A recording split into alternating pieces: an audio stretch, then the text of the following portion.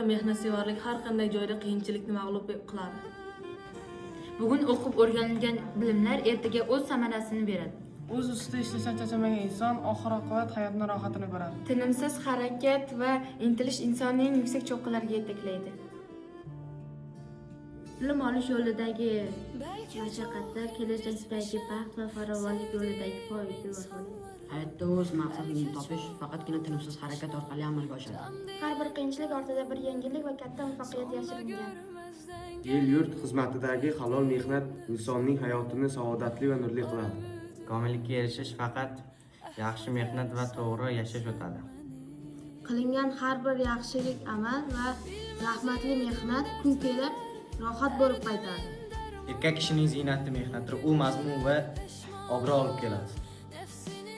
Mehnatdan kelsa boylik, turmush bo'lar chiroyli. Ishtaha ochar, dangasa ishdan qochar. Mehnatning tagi rohat. Mehnatsevarlik insonning eng yaqin do'sti bo'lib, uni hamisha g'alabaga yetaklaydi. Yer haydasang kuz hayda, kuz haydamasang yuz hayda. Mehnat rohatning onasi. Mehnat baxt kaliti. Yigit kishiga yetmish hunar oz. Mehnat qilgan xor bo'lmaydi. Shuning uchun ham xalqimiz mehnatning tagi rohat deb bejiz aytmagan. Mehnat insonni ulug'laydigan eng yaxshi fazilatlardan biridir.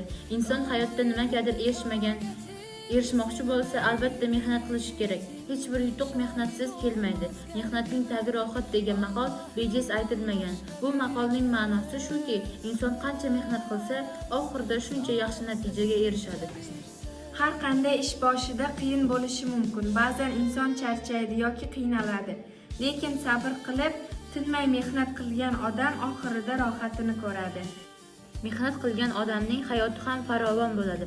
Masalan, dehqon yerga urug' sepib, uni parvarish qilsa, kuzdan mo'l hosil oladi. Masalan, o'quvchi yaxshi o'qib, darslarni vaqtida bajarib yursa, kelajakda bilimli inson bo'lib yetishadi va kasb egasi bo'ladi.